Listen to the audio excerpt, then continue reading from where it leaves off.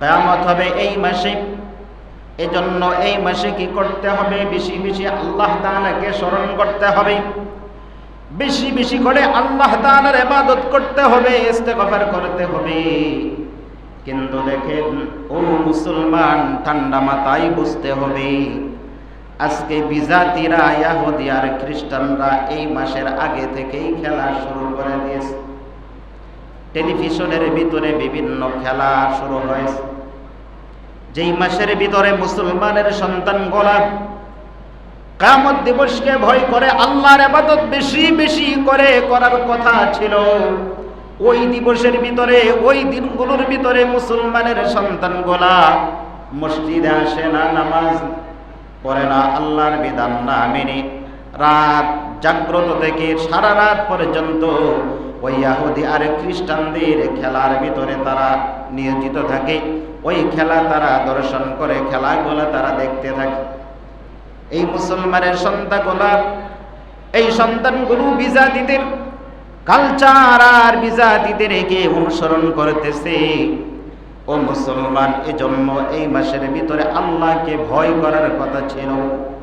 বান্দা রাত 10টা থেকে 3টা পর্যন্ত, 4টা পর্যন্ত বান্দারা খেলা দেখে, সকাল পর্যন্ত খেলা দেখি।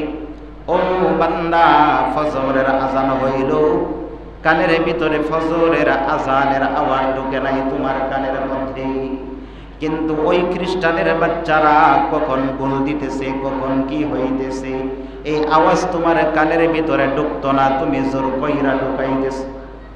তুমি এরকম ভাবে টেলিভিশনের সামনে বসে বসে সারা রাত খেলা এরকম ভাবে দর্শন করলা, আর মসজিদ থেকে আল্লাহর পক্ষ থেকে মুয়াজ্জিন তোমাকে আহ্বান করলো, ওই আহ্বানে তুমি কিন্তু সাড়া দিলা না। আর আমার আত্মীয়, মা বাবা, দাদা দাদি, বংশের কোনো লোক যদি মৃত্যুবরণ করে থাকে, মনে করেন 2 বছর আগে বা 50 বছর আগে মৃত্যুবরণ করেছে, তার জন্য আপনাকে আমার জন্য করণীয় কি আছে? যে তার ইসলাহের জন্য, তার মাগফিরাতের জন্য আমি দোয়া করতে পারি। এছাড়া তার নামে মিছিল, মিটিং এগুলোর কোনো দরকার আছে? কোনো কিছুর দরকার নেই। অতএব হুসাইন রাদিয়াল্লাহু তাআলা আনহু শাহাদাত বরণ করেছেন, এই দিনে ইন্না লিল্লাহ পড়তে পারেন, তার জন্য দোয়া করতে পারেন, এর বাইরে কোনো কিছু দরকার নাই। আর একটা বিষয় আছে এখানে, ওটা হলো তিনি তো অনেক আগে মৃত্যুবরণ করেছেন, অর্থাৎ নগদে যারা মৃত্যুবরণ করেছে, অর্থাৎ টাটকা একটা খবর পাইছেন মৃত্যুর, এটা শোনার সাথে সাথে ইন্না লিল্লাহ পড়াটা আপনার জন্য জরুরি। কিন্তু যারা অনেক আগে মৃত্যুবরণ করেছে, তাদের মৃত্যুর খবর পাওয়ার পরে ইন্না লিল্লাহ পড়াটা আপনার জন্য জরুরি না। এটা মুহররম মাস, এমন একটি মাস, শুধু কারবালার প্রান্তরে যেই ঘটনা ঘটেছে এটাকে নিয়ে মুহররম না, এই মুহররম মাসে আল্লাহ তাআলা ইসলামিক যত বড় বড় ঘটনা ঘটাইছেন সবগুলাই মুহররম মাসে করেছেন। অনেক নবী এসেছেন মুহররম মাসে, অনেক আসমানি কিতাব এসেছে মুহররম মাসে। আল্লাহ তাআলা এই জগৎটাকে ধ্বংস করেও দিবেন এই মুহররম মাসে। কোন মাসে? মুহররম মাসে। কিন্তু কোন মুহররমে, এটা একমাত্র আল্লাহ তাআলাই ভালো জানেন। তবে মুহররম মাসে হবে, জুমার দিনে হবে। তো এখন এই মুহররম মাস আসলে তাহলে অন্য অন্য কিছু বাদ দিয়া এই মাসে যে দুনিয়া কিয়ামত হইতে পারে, ধ্বংস হইতে পারে, এই চিন্তা করে মিছিল মিটিং বাদ দিয়া বেশি বেশি কি করা? আমল করা, ইস্তেগফার করা, না জানি কিয়ামত হয়ে যায়। এজন্য বেশি আমল করা দরকার। এই আমল না করে আপনি আমি বাজে কিছু করতেছি। এই মুহররমের মধ্যে হযরতে মূসা আলাইহিস সালামকে আল্লাহ তাআলা কুদরতি ভাবে নদীর মাঝখান দিয়া রাস্তা করে দিয়েছেন। হযরতে মূসা আলাইহিস সালাম পার হয়ে গেছেন, আর ফেরাউনের যে বাহিনী ছিল তাদেরকে ওই নদীর মধ্যে, ওই সমুদ্রের ভিতরে তাদেরকে চুবায়া ধ্বংস করে দিয়েছেন। পার হওয়ার কারণে এটা বিশাল বড় একটা নিয়ামত। তো এই জন্য নিয়ামতের শুকর আদায় করার কারণে ওই মানুষগুলা আহলে হক যারা ছিলেন তারা রোজা রাখত। তারা কি রাখত? রোজা রাখত। একটা রোজা রাখত। কয়টা রোজা? একটা রোজা রাখত। নবী সাল্লাল্লাহু আলাইহি ওয়াসাল্লাম যখন হিজরত করলেন, করার পরে যখন জানতে পারলেন ইহুদিরা অন্য জাতিরাও কি রাখে? রোজা রাখে। কেন? মুসা নবীকে আল্লাহ তাআলা কুদরতিভাবে নদী পাড়ি দেওয়ার সুযোগ করে দিয়েছেন, এজন্য তারা কি করে? রোজা রাখে।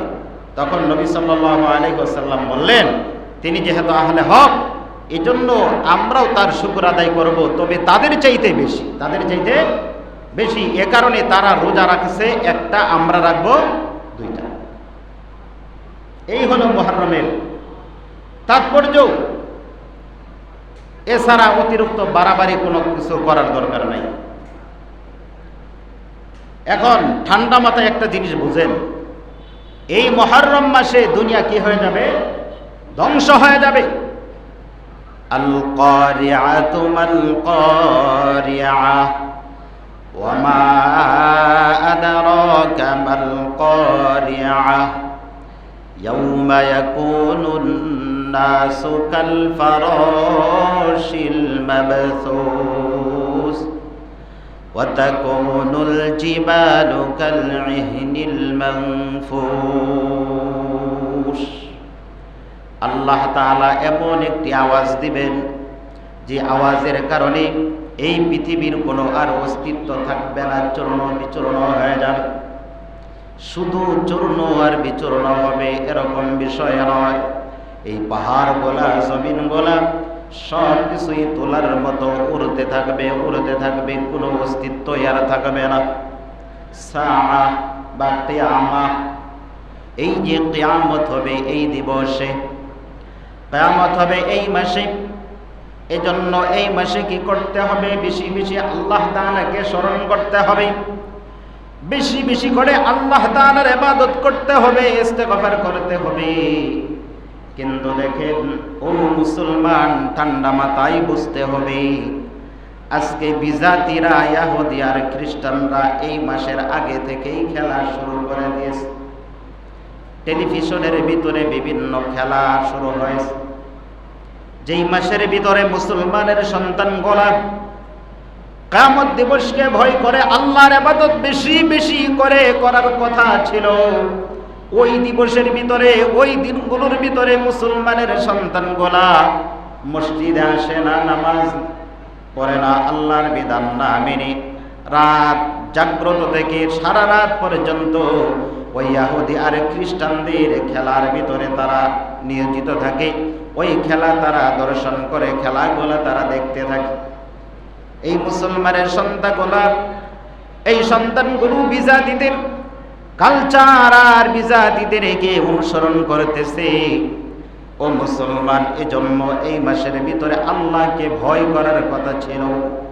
বান্দা রাত 10টা থেকে 3টা পর্যন্ত, 4টা পর্যন্ত বান্দারা খেলা দেখে, সকাল পর্যন্ত খেলা দেখে। ও বান্দা, ফজরের আজান হইল, কানের ভিতরে ফজরের আজানের আওয়াজ ঢুকে নাই তোমার কানের মধ্যে, কিন্তু ওই খ্রিস্টানের বাচ্চারা কখন গোল দিতেছে, কখন কি হইতেছে, এই আওয়াজ তোমার কানের ভিতরে ঢুকতো না, তুমি জোর কইরা ঢুকাইতেছ। তুমি এরকম ভাবে টেলিভিশনের সামনে বসে বসে সারা রাত খেলা এরকম ভাবে দর্শন করলা, আর মসজিদ থেকে আল্লাহর পক্ষ থেকে মুয়াজ্জিন তোমাকে আহ্বান করলো, ওই আহ্বানে তুমি কিন্তু সাড়া দিলা না। বান্দারে, আল্লাহ না করুক তোমার মৃত্যু যদি ওই সময়ের ভিতরে যদি হয়ে যায়, তাহলে তোমার জায়গাটা কোথায় হবে? এজন্য আল্লাহ রাব্বুল আলামিন কোরআনুল হাকিমের ভিতরে বলেন, ইয়া আইয়ুহাল্লাযীনা আমানু তাকুল্লাহা হাক্কা তুকাতিহি। আল্লাহ রাব্বুল আলামিন বলেন, ইয়া আইয়ুহাল্লাযীনা আমানু তাকুল্লাহ। আল্লাহ তাআলা ঈমানদার বান্দাদেরকে ডাক দিয়ে বলে, ও বিশ্বাসীরা, ও ঈমানদার বান্দারা শোনো, আমি আল্লাহ তাআলাকে ভয় করো। কাকে ভয় করো? কথা বলেন, কাকে ভয় করো? আল্লাহকে ভয় করো। আল্লাহ তাআলা বিজাতিদেরকে বলেন, ও কাফেরের দল, ও মুশরিকের দল, আমি আল্লাহকে ভয় করো। বরং আল্লাহ তাআলা বলতেছে, ও ঈমানদাররা, ও বিশ্বাসীরা, আমি আল্লাহ তাআলাকে ভয় করো যেইভাবে ভয় করার দরকার। যেই ভয়টা আমি আল্লাহ তাআলা চাই সেইভাবে আমি রবকে ভয় করো। আমি আল্লাহ তাআলাকে সেইভাবে ভয় করো রে বান্দা, সেভাবে ভয় করো। আল্লাহ তাআলা ঈমানদার বান্দা কি বললেন? আমাকে ভয় করো। এরপরে আল্লাহ তাআলা বলে, হাক্কা তুকাতিহি ওয়া লা তামুতুন্না ইল্লা ওয়া আনতুম মুসলিমুন।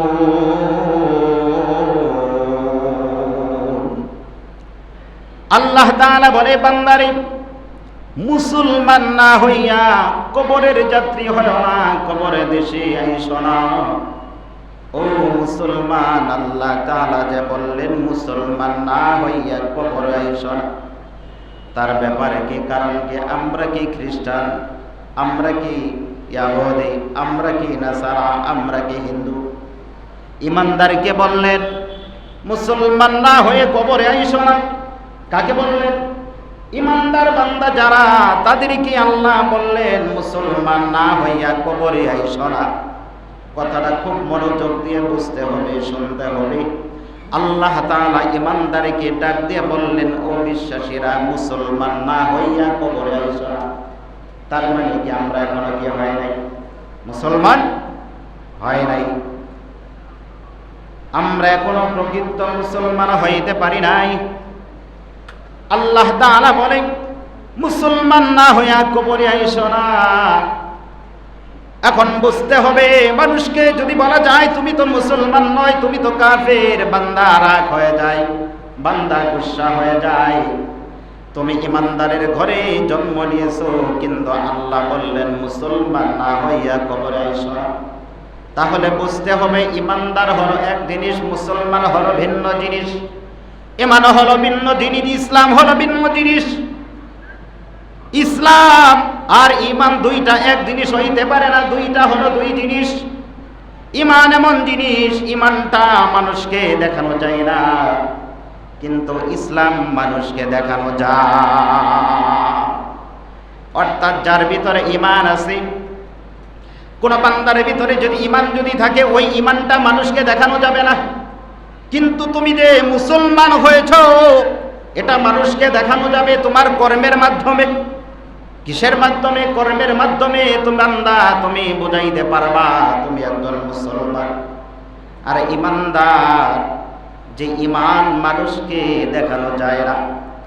ইসলাম আর ঈমান হলো, ইসলাম হয় প্রকাশ্যে, ইসলাম মানুষে দেখবে। তোমার লেবাসের ভিতরে ইসলাম থাকবে, মাথার ভিতরে ইসলাম থাকবে, চলাফেরার ভিতরে ইসলাম থাকবে, ব্যবসার ভিতরে ইসলাম থাকবে, বিবাহ শাদীর ভিতরে তোমার ইসলাম থাকবে। সব জায়গার ভিতরে বান্দা ইসলাম দেখা যাবে, কিন্তু ঈমান বান্দা দেখানো যাবে না, ঈমান দেখানো যাবে না। ঈমান বান্দা তোমার হৃদয়ের ভিতরে থাকবে, কলবে থাকবে। ঈমান মানুষকে দেখানো যায় না, ইসলাম মানুষকে দেখানো যায়। ঠিক ওরকম ভাবে মুসলমান যখন কোন বান্দা হবে, তুমি যে মুসলমান হয়েছো, তোমার কর্ম মানুষ দেখেই বুঝতে পারবে তুমি একজন মুসলমান।